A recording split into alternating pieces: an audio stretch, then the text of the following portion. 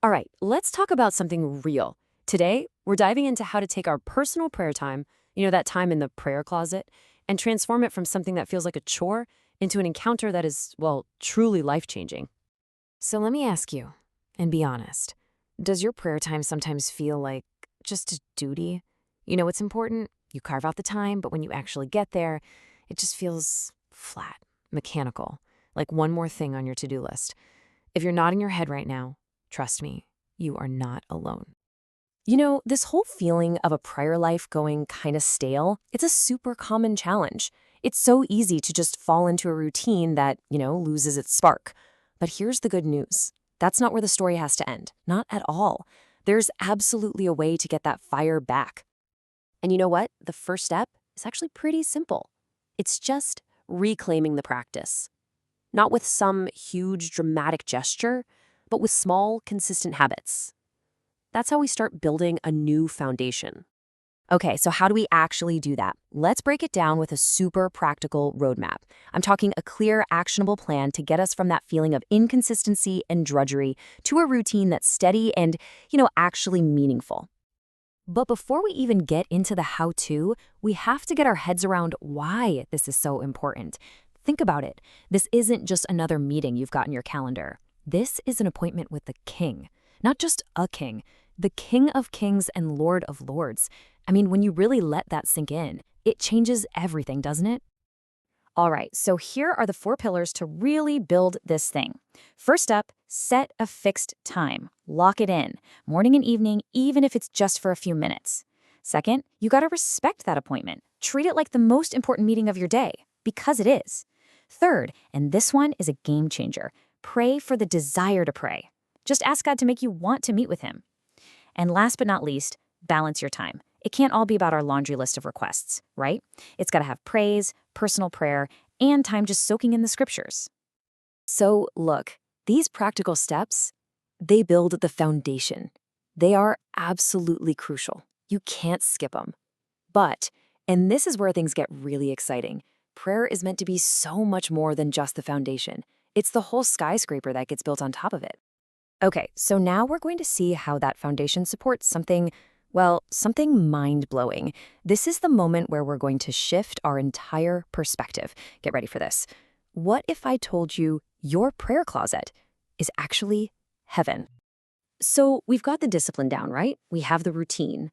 But what if the whole point of that quiet time, that space you set aside, is something we have just totally missed? What if it's so much deeper than we've ever imagined? Okay, here's the idea that changes everything. What if the purpose of your daily prayer isn't just about getting through today on earth? What if it's practice for eternity? Seriously, your prayer closet is a training ground, a rehearsal for what you will be doing forever and ever in heaven. I mean, that just redefines the whole thing, doesn't it? Your prayer closet stops being just a quiet room in your house.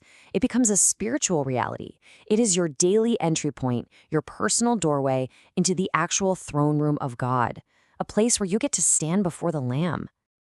Just look at how massive this shift in perspective is. What used to be just a quiet room is now a throne room. What felt like a personal duty is now a meeting with the King. And maybe the biggest shift of all, it's no longer just about my words and my requests. It becomes about the Spirit's prayer happening in me.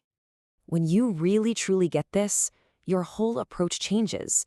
You don't just stumble in with your coffee anymore, You enter with this incredible sense of awe, of reverence. It completely transforms that time from just a routine into a genuinely sacred encounter. So, okay, if our prayer closet is heaven, then what does that actually feel like? What does it even sound like? Let's dive a little deeper and explore what this new kind of prayer experience is really all about. When you read about heaven, you hear about those before the throne being robed in white. And obviously, this isn't about actual clothes. It's about a spiritual state. It's a condition of being ready to enter into that kind of deep, real communion with God. So what does that even mean for us right now in our prayer time? What does it look like to be robed in white? Well, it means letting go of ourselves, of our own efforts to be good enough. It's about relying completely on what Christ has done. That's our white robe. It means emptying ourselves of our own agenda, our to-do list for God, and just allowing the Holy Spirit to take the lead. It's coming to Him with the simple, total trust of a little kid, just saying, I'm here, I don't know what to do, but I'm here. And when you get to that place, oh man, the pressure to perform, to find the right words, it just melts away. True prayer becomes way less about what you're saying and so much more about who you're with. You realize that the deepest prayers, sometimes they have no words at all. It's just being with the one who loves you. And this right here, this is what leads to what you can only really call the language of heaven. It's a kind of prayer that goes way beyond our own words and our own understanding. It's when the Holy Spirit literally starts praying through you in a language of pure presence, pure connection, pure worship. It's something your heart understands even when your mind can't quite wrap itself around it. So that's where we'll leave it. The invitation is there every single day. Your prayer closet isn't just a room, it's an open door. It's a doorway to heaven. And so the only question left for you, for me, for all of us is, are you ready to walk through it?